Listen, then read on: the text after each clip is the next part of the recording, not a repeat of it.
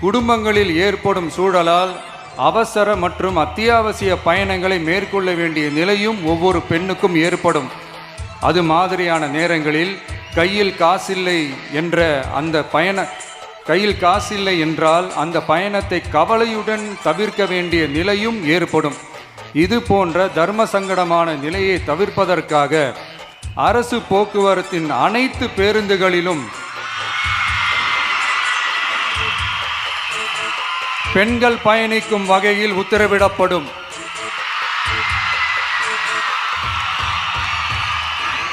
இதன் மூலம் தமிழகத்தின் எந்த மூலையில் இருந்தும் எந்த இடத்திற்கும் அனைத்து பெண்களும் கட்டணமின்றி பயணிக்கலாம்.